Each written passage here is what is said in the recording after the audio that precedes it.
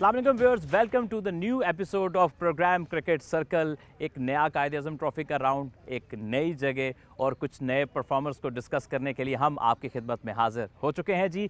और ये ऐसा प्रोग्राम है जो कि डोमेस्टिक क्रिकेट सेंट्रिक है और उसमें हम हाईलाइट करते हैं पाकिस्तान के डोमेस्टिक क्रिकेट के क्वालिटी परफॉर्मर्स को। सो देखते हैं कि जी क्या कुछ है डिस्कस करने को। Let's go. राउंड 6 की रीकैप की तरफ चलें तो एक तरफ बैटिंग में हमें खूब रन्स देखने को मिले, जहां पर फाटा और एबटाबाद के मैच में भी सेंचुरीज की अंबार लग गए। उसके साथ बात करते हैं सियालकोट और भावलपुर के मैच में भी खूब रन्स देखने को मिले, सेंचुरीज देखने को मिली। तो दूसरी तरफ लाहौर वाइट्स का मुकाबला हुआ था फैसलाबाद से, जो 2 दिन में मैच खत्म हो गया। फास्ट बॉलर्स छाए रहे इस मैच के अंदर। और इस राउंड की एक और खास बात थी कि इस्लामाबाद ने पहला मैच जीता इस कायद-ए-आज़म ट्रॉफी 2025-26 में, जहां पर हुनैन शाह की ऑलराउंड परफॉर्मेंस काम आई इस्लामाबाद की टीम के। राउंड 7 की मैचेस की अब बात करते हैं। लाहौर वाइट्स और पेशावर की टीमें मध्य मुकाबल थी डायमंड क्रिकेट ग्राउंड में। अगर हम रुख करें मरगजार क्रिकेट ग्राउंड का तो यहाँ पे मुकाबला था सियालकोट और मुल्तान की टीम का। दीगर टीमों की बात करें तो चलते हैं शोएब अख्तर क्रिकेट स्टेडियम, और शोएब अख्तर क्रिकेट स्टेडियम में मुकाबला था कराची ब्लूज और एबटाबाद की टीम का। जबकि अगर हम एबटाबाद की तरफ चलते हैं तो इस्लामाबाद का मुकाबला था फैसलाबाद की टीम के साथ, जबकि पेशावर के इंटरनेशनल क्रिकेट स्टेडियम में फाटा और बहावलपुर की टीमें आपस में मध्य मुकाबल थी। परफॉर्मेंसेस बड़ी ज़बरदस्त निकली हैं राउंड 7 के अंदर। बैटिंग में एक तरफ बड़ी परफॉर्मेंस तो स्पिनर्स भी छाए रहे हैं इस राउंड के अंदर। शान मसूद ने सेहरा अपने सर ले लिया है सबसे बड़ी इनिंग्स का अब तक कायद-ए-आज़म ट्रॉफी 2025-26 का, जहां पे 250 रन की एक ज़बरदस्त इनिंग्स खेल डाली शान मसूद ने, जो पाकिस्तान के टेस्ट कप्तान हैं। इनके अलावा अगर हम फैसलाबाद और इस्लामाबाद के मैच की बात करें तो वहाँ भी सेंचुरीज देखने को मिली। अवैस जफ़र, हसन रज़ा, फ़हामुल हक और इनके साथ शामिल हुसैन भी सेंचुरीज बनाने में कामयाब रहे। दूसरी तरफ सियालकोट की तरफ से हसन अली ने मुश्किल वक्त पे आके एक बहुत कमाल किस्म की तेज़ 91 रन की इनिंग्स खेल के अपनी टीम की जीत में एक अहम किरदार अदा किया। तो इसके साथ पेशावर के इसरार उल्लाह जो बाएं हाथ से ओपनिंग बैटिंग करते हैं, 76 और 83 रन की इनिंग्स खेल के पेशावर की जीत में एक मजबूत किरदार अदा किया। तो ये हैं top batting performances Quaid-e-Azam trophy round 7 की। राउंड 7 में जहां स्पिनर्स का राज रहा, वहां पे सबसे बेहतरीन परफॉर्मेंस दिखाई कराची के फास्ट बॉलर साकिब खान ने। 7 विकेटों को उन्होंने हासिल किया एक इनिंग्स में। इसके साथ स्पिनर्स की बात करें तो साजिद खान और अली उस्मान ये 10-10 विकेट्स लेकर नुमाया बॉलर रहे राउंड 7 के।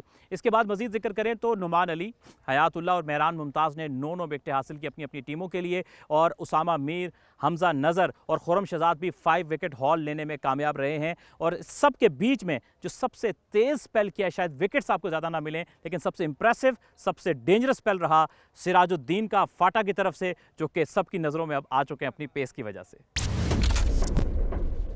कायद-ए-आज़म ट्रॉफी 2025-26 की क्रिकेट तो बड़ी ज़बरदस्त जारी है, लेकिन इस सारी क्रिकेट को ऑर्गेनाइज़ करने में जो एक ऐसी शख्सियत होती है जिसका बहुत बड़ा किरदार होता है, वो होते हैं मैच रेफरी। हमारे साथ मौजूद हैं farmer first class player Bilal Khilji साहब। इनसे बात करते हैं जो कि एज अ मैच रेफरी अपने फ़राइज़ सर अंजाम दे रहे हैं इस कायद-ए-आज़म ट्रॉफी में। अस्सलाम वालेकुम, कैसे हैं? अस्सलाम जी, कैसे हैं आप? ठीक है, अल्लाह का शुक्र, बिल्कुल ठीक ठाक। एक जो इंटरेस्टिंग पीस ऑफ इंफॉर्मेशन ये है कि ये ना सिर्फ एक मैच रेफरी हैं, बल्कि इनका बहुत तवील एक फ़र्स्ट क्लास खुद करियर रहा है, जिसमें इन्होंने 12,000 से ज़ायद प्रोफेशनल क्रिकेट में रन्स किए हैं। उसके बाद 100 से ज़्यादा इनकी विकेट्स हैं प्रोफेशनल क्रिकेट में। तो बहुत तवील करियर इनका, और उस तवील करियर के बाद अब एक मैच रेफरी के रोल में ये आ चुके हैं। तो इसी से इनकी गुफ्तगू हम इस आगाज़ करेंगे।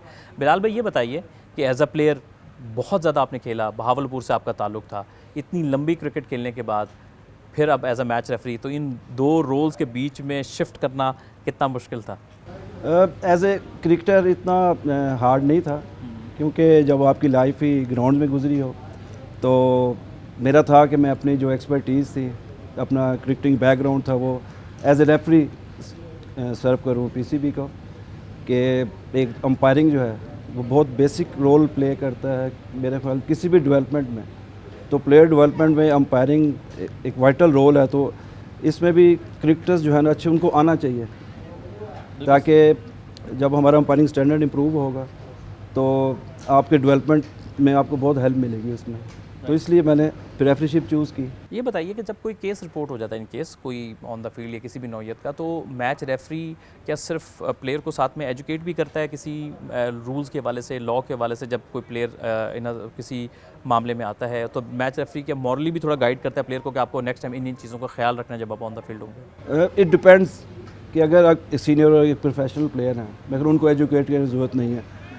अब अगर आप अंडर 16, अंडर 19, अंडर 13 लेवल पे कर रहे हैं तो वहाँ हम ज़रूर एजुकेट करते हैं। जैसे हमने गुफ्तगू के आगाज़ में एक हिंट दिया था कि आपका ताल्लुक भावलपुर से था, और भावलपुर एक ऐसा एक रीजन है पाकिस्तान का जो कि पहली 4 ट्रॉफीज़ जो पाकिस्तान कायद-ए-आज़म ट्रॉफी की हुई थी 1953 से लेकर 56-57 तक 2 बार का चैंपियन था। बीच में अब भावलपुर को इतना बड़ा रीजन नहीं माना जाता। खैर इस सीज़न में उनकी परफॉर्मेंस अच्छी है। उस रीजन से होना, फिर इतनी तवील फर्स्ट क्लास क्रिकेट खेलना, इतने लंबी क्रिकेट खेलना कैसे मुमकिन हुआ? एक्चुअली हमने भावलपुर में देखी फर्स्ट क्लास थी। जब आप चाइल्डहुड से ही फर्स्ट क्लास देखते हैं तो आपका माइंड सेट जो है वो उसी तरह डेवलप होना शुरू हो जाएगा। तो हम लकी लोग थे कि भावलपुर में first class regular at least 5 to 6 matches तो होते थे। सब टेस्ट प्लेयर आके वहाँ खेलते थे और भावलपुर की टीम भी बहुत फेमस टीम थी। तो हम स्कूल से आके फ़र्स्ट क्लास का मैच वो थोड़ा सा ही देख लेना बहुत होता है। एक लाइव देखने में, टीवी पे देखने में और एक ग्राउंड में बैठ के देखने में फ़र्क है। तो भावलपुर की जो एटमॉस्फेयर थी वो फ़र्स्ट क्लास के लिए थी, तो इसलिए और हम लकी थे कि जैसे ही अंडर 19 के बाद हमें फ़र्स्ट क्लास का प्लेटफॉर्म फ़ौरन ही भावलपुर से मिल गया। तो ये भी हम लकी थे कि अगर फर्स्ट क्लास का वहाँ प्लेटफॉर्म ना होता तो शायद बड़ा हार्ड हो जाता। तो भावलपुर की वजह से प्लेटफॉर्म जल्दी मिल गया और उस एक बड़े प्लेयरों में खेलने का मौका मिला स्टार्ट से ही। और उसके बाद फिर डिपार्टमेंट, पहला मुझे PNSC लग गया, बहुत जल्दी लग गया था, अंडर 19 में ही लग गया था। उसके बाद फिर मैं वापडा से खेला 20 साल। तो बस। कौन से ऐसे बड़े नाम हैं जिनके साथ आपने क्रिकेट खेली और आगे जाके पाकिस्तान का एक बड़ा नाम बन गए? प्लेयर्स तो बहुत हैं, लिस्ट यूसुफ भाई थे, जुल्फ़िकार बाबर, जुनैद खान, शबीर अहमद भाई और कई हैं, सुहेब, हम सब वापडा से ही खेले और बल्कि मेरी कप्तानी में भी खेले ये लोग, इनमें से कुछ। तो प्लेयर्स तो काफ़ी थे और हमारे भावलपुर से तो आपको पता ही है कि उस टाइम स्पिन पैराडाइज होती थी भावलपुर स्टेडियम में। भावलपुर स्टेडियम में जब हमने स्टार्ट की तो उस टाइम मुर्ज़ा हुसैन और जाहिद भाई ये बहुत फेमस थे कि उनके 700 आउट हैं फर्स्ट क्लास में। तो इसलिए जब हमने उनको खेला तो हमें फिर दुनिया के कोई और स्पिनर हमें मुश्किल नहीं लगा। दोस्तों मैं इस वक्त डायमंड क्रिकेट ग्राउंड में मौजूद हूँ। कायद-ए-आज़म ट्रॉफी जारी है और पाकिस्तान के test player Sajid Khan practice कर रहे हैं। इनसे जाके बात करते हैं। अस्सलाम वालेकुम साजिद भाई, कैसे हैं आप? कैसे हैं आप? ठीक आप ठाक है। प्रैक्टिस कर रहे थे, हमने कहा चलें बीच प्रैक्टिस में आपको जो है ना आपसे गपशप लगा लें। सो सबसे अच्छी बात यह है, खुशाइंद बात कि कायद-ए-आज़म ट्रॉफी इस अब जो राउंड स्टार्ट हुआ है इसमें स्पिनिंग विकेट्स भी आ गए, क्योंकि पहले बैट्समैन और बॉलर जो डोमिनेट कर रहे थे। आपके लिए कितनी खुशी की बात है? बिस्मिल्लाहिर्रहमानिर्रहीम। पहले तो आपका शुक्रिया। और दूसरी बात ये, स्पिन विकेट हमारे लिए अच्छी बात है, लेकिन स्पिन विकेट में ये है कि शॉट्स थोड़ा ज़्यादा लगते हैं क्योंकि उसमें सर्वाइव मूड थोड़ा कम होता है और हर बैट्समैन यही चाहता है कि मैं इसमें रन्स कर लूँ। तो उसमें थोड़ा पैशन रखना चाहिए। इस तरह की विकेटों पे जितने भी स्पिनर है, चाहे मैं भी हूँ, तो उसमें हम पैशन रखते हैं और इसी तरह हम उसको कैरी करते हैं। ये बताएं कि आप बतौर ऑफ स्पिनर आपकी क्या टारगेट लाइन होती है? मतलब अभी इस पिच को देखते हुए आपने अपना क्या प्लान किया हुआ है कि कहाँ मैंने ज़्यादा बैट्समैन को फंसाना है? अब इस तरह की विकेटों पे अगर देखा जाए तो बैट्समैन ज़्यादातर थोड़े से बड़े शॉट्स के लिए जाते हैं। अगर हम बड़े शॉट्स रोक लेते हैं और इस पे सिंगल करना बड़ा मुश्किल है, रोकना भी मुश्किल है सिंगल, क्योंकि इस पे आपने फीट यूज़ करने हैं और बड़े शॉट्स के लिए जाना है। अगर आप फील्डिंग लेके अटैक करो तो वो बेस्ट है। एक ज़माना था कि लोग कहते थे कि जी साजिद खान का नॉन लेफ्ट आर्म जो है वो काम नहीं करता है। हालांकि दुनिया में बहुत से ऐसे बड़े बॉलर हुए जिनका जो है वो बॉलिंग आर्म जो है वो बहुत ज़्यादा कम था। आपका ये नेचुरल स्टाइल था, इसी तरह इसी में आपने सक्सेस हासिल की है। अगर आप देखा जाए, बहुत सारे कोचेज़ और लोगों ने कहा कि इसका नॉन बॉलिंग आर्म जो है वो काम नहीं करता। ये नहीं बोला कि उसका आर्म बड़ा जल्दी गिर जाता है। तो अगर आप ग्रैम स्वान को देख लो, उसका जो नॉन बॉलिंग आर्म है वो जल्दी गिर जाते हैं। तो उसमें आप ये करते जो जिसका नॉन बॉलिंग आर्म जल्दी गिरता है, उसमें जो आपका फ्लाइट है वो बैट्समैन डिसीव हो जाते हैं। इस वजह से कि अगर आप इसला स्लो आ जाते हो और ये इस तरह जाते हो तो उसमें बैट्समैन रीड करता है। अगर ये मैं अर्ली डाउन कर लेता हूँ तो उसमें जब मैं ऊपर कान की तरफ से बॉल करता हूँ तो उसमें बैट्समैन जल्दी आगे आ जाते हैं, तो डिसीव हो जाते हैं ऐसे। तो ये एक अच्छी चीज़ भी है और इसमें ये है कि आप ये आ जाता है किताबी बॉलिंग में, जो आप as a book edge off spinner को देखो। जैसे हमारे सकलैन भाई है, उसकी सारी चीज़ें ऐसे परफेक्ट होती थी। नेथन लायन है, उसकी सारी चीज़ें परफेक्ट है। वो मतलब मैं आदि इस तरह ही हुआ हूँ। मैं बैट्समैन से लाके ऑफ स्पिनर बनाऊँ, क्योंकि मैंने थोड़ी सी क्रिकेट एज अ बैट्समैन के लिए, फिर बाद में ऑफ स्पिनर बनाऊँ। तो अब नेचुरल चीज़ को अगर मैं छेड़ूंगा तो उससे उस तरह नहीं होता। मैंने इस पर काम भी किया है, तकरीबन 8 से 10 कोचेज़ NCA में 2 महीने तक काम भी किया। जब मैं ड्रॉप हुआ था पाकिस्तान टीम से तो मैंने इस पर काम भी किया था, लेकिन थोड़ा फ़ायदा हुआ। लेकिन अब जिस तरह पहले जाता था अब थोड़ा सा कम हुआ है, लेकिन बेनिफिट्स उसके मिले हैं। साजिद, थोड़ी सी आपकी लाइफ के बारे में आ जाते हैं कि कैसे क्रिकेट स्टार्ट की? यानी कि ज़ाहिर है एक आम घर से जो भी बच्चा आता है उसके लिए बहुत सारी मुश्किलात होती हैं, स्ट्रगल के बाद वो इस लेवल तक पहुंचता है। आपने कितनी मुश्किलें देखी अपने करियर में? क्रिकेट स्टार्ट की बड़ी डिफरेंट टाइप पे, क्योंकि फादर था नहीं, आर्मी में था, फोर्थ हुआ है 2003 में। फिर मैंने अंडर 13 पेशावर से किया एज अ बैट्समैन, अंडर 15 किया, 16 किया, अंडर 19 की। लेकिन उस तरह की चीज़ें मुझे रीजन तक नहीं मिल रही थी, डिस्ट्रिक्ट तक मिलती थी, फिर रीजन में पर उस तरह नहीं मिल रही थी। तो फिर मैंने दरमियान में जाके पढ़ाई भी साथ करता था, क्योंकि मैंने गवर्नमेंट कॉलेज से कप्तानी की, FA BA, फिर मास्टर में पेशावर यूनिवर्सिटी से कप्तानी की है।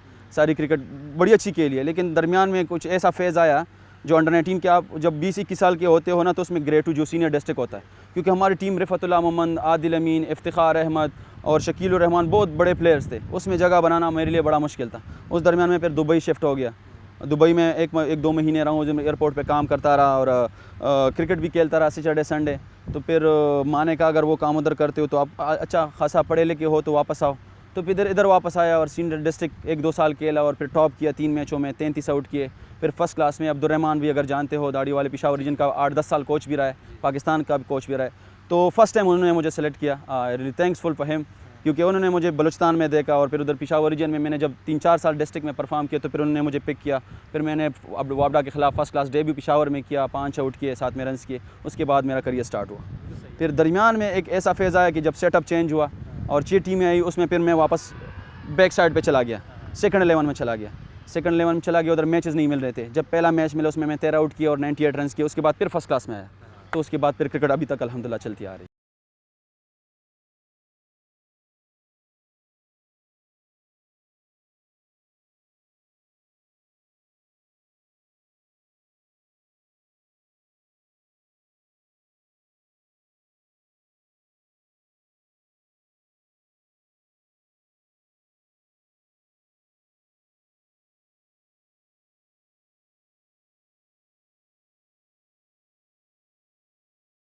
आज हम मरकज़ार क्रिकेट ग्राउंड में तो मौजूद हैं, लेकिन मैं आज एक ऐसे टैलेंटेड नौजवान का इंटरव्यू करने जा रहा हूं जिन्होंने जब अंडर 19 क्रिकेट में आए तो वहां पे धूम मचा दी अपने रन्स की, अपने टैलेंट से।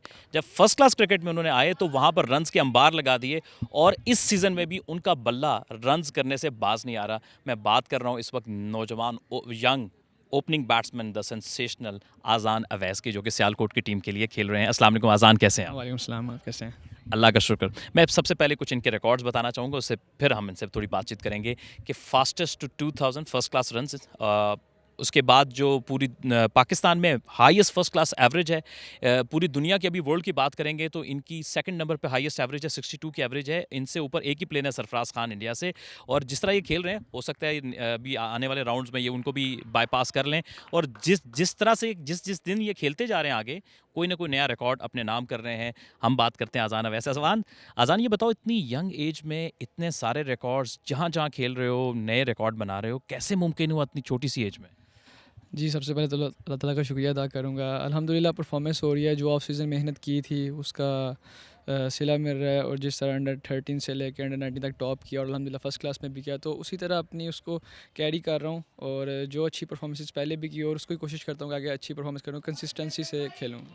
अच्छा आज़ान, डोमेस्टिक क्रिकेट को कभी कभी कहा जाता है कि ये थोड़ी मुश्किल इसलिए भी होती है कि हर टीम नया बॉलर, हर सीज़न में कोई नया बॉलर, आपको पता नहीं होता उसकी क्या स्ट्रेंथ है।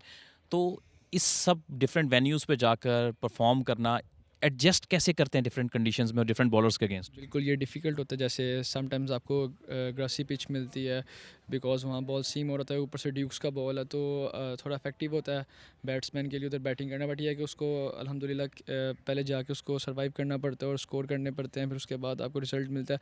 तो इस तरह अब स्पिन ट्रैक बन गया, तो स्पिन पिच पे आपको थोड़ा सा क्या कहते हैं, स्पिनिंग शॉट्स जो आपने सेलेक्ट किए होते हैं उसको खेलना पड़ता है। तो इसी तरह दोनों पिचेस डिफरेंट है, तो हर कंडीशन में उसको उस हिसाब से रन्स करने पड़ते हैं। अच्छा, इस राउंड में हमने देखा है कि पिच थोड़ा स्पिन फ्रेंडली और अच्छा खासा स्पिन हो रहा है। आपने क्या अपने ऑप्शंस को चेंज किया है कि फास्ट बॉलिंग के साथ या बैटिंग ट्रैक्स के साथ फ़ौरन स्पिन आ गए, तो कैसे अब अपने ऑप्शंस को आप चेंज करें? कौन से ऐसे शॉट्स हैं जो आप ज़्यादा खेलने की कोशिश करते हैं? जी वैसे तो जैसे वहाँ ट्रैक था तो वहाँ कंडीशंस के मुताबिक खेल रहा था बिल्कुल। अब यहाँ कंडीशन थोड़ी डिफरेंट है, स्पिन ट्रैक स्टार्ट हो गया तो ज़रा स्वीप शॉट्स होगी और जो बैट बॉल से बॉलर के उसको पनिश किया, तो इस तरह ही खेले। आपके साथ दो और सीनियर ओपनर भी हैं, हुरैरा हैं, पाकिस्तान से खेले हैं इसी साल, फिर अब्दुल्ला शफीक बड़े अब साल हो गए हैं, बड़े अच्छे प्लेयर हैं। उनसे उनके साथ खेल के, उनके साथ बैठ के कितना मज़ा आता है, कितना सीखने का मौका मिलता है और कैसे एक दूसरे को कॉम्प्लीमेंट करते हैं? जी, जैसे कि हमारी टीम है, इसमें काफ़ी पाकिस्तान प्लेयर्स हैं, आई थिंक 6 से 7 प्लेयर्स हैं, और जिसमें 2 ओपनर्स जो हैं वो पाकिस्तान टेस्ट क्रिकेट खेल चुके हैं।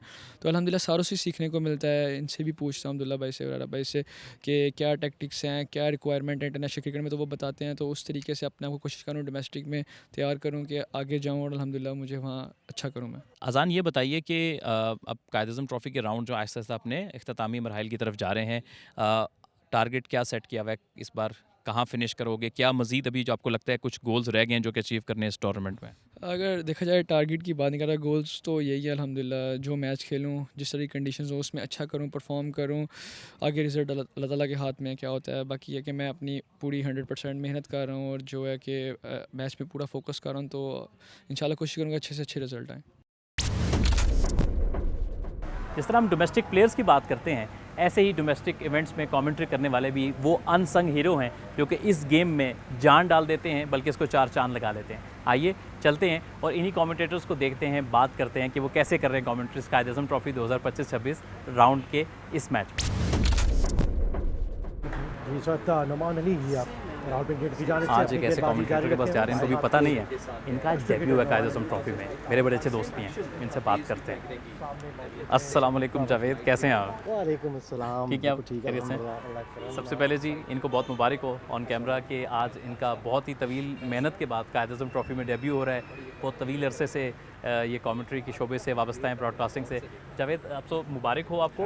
Thank you so much. ये बताइए कि ये जब आपको कॉल कब आई और कितनी खुशी हुई आपको जब आपको मौका पता चला कि आप डेब्यू करने जा रहे हैं? कॉल तो जैसे ही छठा राउंड जो था वो इख्तिताम पज़ीर हो रहा था, तो उस दौरान मुझे कॉल आई, और उन्होंने मुझसे कुछ अपने ऑडिशन लिए, कुछ वीडियोस, कुछ ऑडियो क्लिप्स मांगे कि हमें आपकी ज़रूरत है और हम कुछ देखना चाहते हैं। तो मैंने उनको फिर वो अपने वीडियोस वगैरह भेजी, और बाकी आपके सामने है सारा कैरियर। और अल्हम्दुलिल्लाह कि उन्होंने फिर 2 दिन पहले मुझे कॉल आई कि आप की अप्रूवल हो गई है, और आप 7वां राउंड से 7वां, 8वां और 9वां राउंड जो है वो आप इस्लामाबाद में ही अपने होम ग्राउंड में आप जो है वो कायद-ए-आज़म ट्रॉफ़ी को कवर करेंगे बहैसियत कमेंटेटर। बिल्कुल सही। जावेद, ये बताइए कि कब सफ़र शुरू किया ब्रॉडकास्टिंग का? कितने साल की मेहनत के बाद इस मकाम पे पहुंचने में आपको ये टाइम लग गया? बहुत लंबा सफ़र है, आप ख़ुद भी जानते हैं। और वही 2006-07 में इस तरफ आना हुआ, क्रिकेट भी साथ खेलते रहे। 2008 में भी रेडियो से वाबस्तगी हुई, फिर उसके बाद ये सिलसिला आहिस्ता-आहिस्ता जारी रहा। 2016 में प्रोफेशनल कमेंटेटर के तौर पर आपने ही मुझे इंट्रोड्यूस करवाया एक प्लेटफॉर्म पे, और आपने कहा कि आप प्रोफेशनल लाइफ इसमें इस तरफ आ जाए और इसको अपना कैरियर अपनाएं। तो 2016 से ऑन एंड ऑफ तो मुख्तलिफ इवेंट्स में लोकल यहाँ पर उसको कवर करता रहा हूँ, लेकिन प्रोफेशनल एक सेटअप में गया। इनके आपके ज़ेर निगरानी और आपके मोहब्बत और बाकी मानदा फिर बहुत सारे सीनियर्स की मेहनत है मेरे साथ, मेरे उस्तादा की, मैं उनका भी शुक्रिया अदा करूँगा। अमर आपका इसलिए कि आपने मुझे एक रास्ता दिखाया था, और आपने मेरे साथ मिलकर बहुत सारे जगहों पर जो है ना मुझे प्रमोट करने की कोशिश की। और अल्हम्दुलिल्लाह इजाज़ भाई हो गए, इजाज़ अहमद हो गए, के आसिफ भाई हो गए, और बहुत एक बड़ी लंबी लिस्ट है। लेकिन वक्फे से मैं इजाज़ भाई को जो है वो, जिसे हम कहते हैं ना कि उस्तादों को तंग करना, तो वो सिलसिला मेरा जारी रहा। और उन्होंने मुझे एक ही बात कही थी कि मेहनत जारी रखो, इंशाल्लाह एक दिन वो ज़रूर आएगा। अच्छा जावेद, पाकिस्तान क्रिकेट बोर्ड का कितना शुक्रिया अदा करेंगे, क्योंकि ज़ाहिर है कि पाकिस्तान क्रिकेट बोर्ड नए चेहरों को भी मुतारिफ़ करा रहा है। जहाँ पे क्रिकेटर्स हैं, बहुत सारे और लोग कैपेसिटी पे काम कर रहे हैं, वहाँ पे कमेंटेटर्स भी हैं। बिल्कुल ऐसा ही है, आपने बिल्कुल ठीक कहा। स्कोरर की बात करें, कमेंटेटर्स की बात करें, ऑन फील्ड अंपायर्स की बात करें, तो मैं उनका भी शुक्रिया अदा करूँगा। जो मौजूदा मैनेजमेंट है कि जहाँ पर प्लेयर्स को मौका मिल रहा है, वहाँ पर कमेंट्री बॉक्स में भी नई आवाज़ों को इंट्रोड्यूस करवाया जा रहा है। कायद-ए-आज़म ट्रॉफ़ी में हम देख रहे हैं कि जो पेशावर है, प्रभात है, वहाँ पर भी बहुत सारी ऐसी आवाज़ें, नई आवाज़ें सुनने को मिल रही है, जो कि खुशी की बात है। और यकीनन उसमें से बड़े नाम आने वाले वक्तों में शामिल होंगे। पाकिस्तान क्रिकेट बोर्ड ने कहा था कि अगले राउंड जब आप आएंगे तो आप देखेंगे कि यहाँ पे स्पिनिंग विकेट्स भी आपको कायद-ए-आज़म ट्रॉफ़ी में मिलेंगी, और मरगज़ार क्रिकेट ग्राउंड में ऐसा ही हमें देखने को मिला है राउंड 7 के अंदर। पहले स्टार्ट में हमें बैटिंग ट्रैक्स मिले, फिर बाद में सपोर्टिव ग्रीन ट्रैक्स भी देखने को मिले और ये सही मानों में स्पिन फ्रेंडली ट्रैक है। यहाँ पे सियालकोट की टीम पहले 300 से पहले आउट हो गई, फिर 150 के करीब जो है मुल्तान की टीम आउट हुई। सियालकोट सेकंड इनिंग्स में लग रहा था कि 100 से पहले आउट हो जाएगी, लेकिन फिर कुछ लेट ऑर्डर बैट्समैन ने कंट्रीब्यूट किया और ऐसा लगता है कि ये एक सही इम्तिहान लेकर आई है बैट्समैन का कि वो स्पिन के खिलाफ कैसे खेलते हैं और क्या ऑप्शंस उनके पास हैं। और दूसरी तरफ स्पिनर्स के पास भी एक भरपूर मौका है कि वो ऐसी मददगार कंडीशंस में अच्छी परफॉर्मेंस दिखा सकें। सो सही मानों में इस कायद-ए-आज़म ट्रॉफी में बैटिंग ट्रैक्स, फास्ट बॉलिंग सब फ्रेंडली ट्रैक्स और स्पिन फ्रेंडली ट्रैक्स भी देखने को मिल रहे हैं। यानी जो क्वालिटी बैट्समैन होगा वो ही इन तमाम तर कंडीशंस में रन्स करेगा। कायद-ए-आज़म ट्रॉफी की सबसे ख़ास बात यह है कि यहाँ पे आपको हर सीज़न में एक ऐसा टैलेंट मिलता है जो मुस्तकबिल में जाके पाकिस्तान का स्टार बन सकता है या ऐसे प्लेयर हाईलाइट हो जाते हैं जिनमें पोटेंशियल होता है। एक ऐसे प्लेयर नियाज़ खान कायद-ए-आज़म ट्रॉफी 2025-26 में पेशावर की टीम के लिए खेल रहे हैं। फास्ट बॉलिंग में परफॉर्मेंस बहुत अच्छी है। लास्ट सीज़न में भी इनके पाकिस्तान में 4 डे क्रिकेट में सबसे ज़्यादा आउट थे, कायद-ए-आज़म ट्रॉफी के टॉपर थे। प्रेसिडेंट ट्रॉफी में इन्होंने स्टेट बैंक के लिए बहुत ज़बरदस्त बॉलिंग की थी। हमारे साथ मौजूद हैं। अस्सलाम वालेकुम नियाज़, कैसे हैं? वालेकुम सलाम अल्हम्दुलिल्लाह। नियाज़, सबसे पहले ये बताइए, इस साल कायद-ए-आज़म ट्रॉफी में आप पेशावर की टीम के लिए खेल रहे हैं। हर प्लेयर ही पेशावर की टीम में एक सुपरस्टार है, कोई पाकिस्तान खेला हुआ है या कोई पाकिस्तान की क्रिकेट टीम के दरवाजे पे दस्तक दे रहा है। कितनी मोटिवेशन मिलती है पेशावर जैसे रीजन से खेलने में? इफ्तिखार खेल रहे हैं, साजिद अभी आपके साथ मौजूद हैं, बड़े सुपरस्टार्स हैं आपके साथ। बिस्मिल्लाहिर्रहमानिर्रहीम। सबसे पहले तो आप लोगों का शुक्रिया। और पेशावर रीजन तो आपको पता ही है ना, एक नाम है और हमेशा हमारा फाइनली होता है। अगर T20 है, 1 डे है, 4 डे है, तो हमारा लोग जो है ना सपोर्ट, एक दूसरे को सपोर्ट करता है। यही इसका ख़ास वजह है कि कोचेज़ है हमारे पास, वो हमारे साथ जो है ना वर्क करता है, इसलिए हम आगे आउट भी करता है। बिल्कुल सही है। नियाज़, ये बताओ कि आपने अपना जो फर्स्ट क्लास क्रिकेट या डोमेस्टिक क्रिकेट में डेब्यू तो कुछ साल पहले ही कर लिया था, लेकिन लास्ट ईयर आपने बिल्कुल आए और डोमेस्टिक क्रिकेट में आप छा गए थे।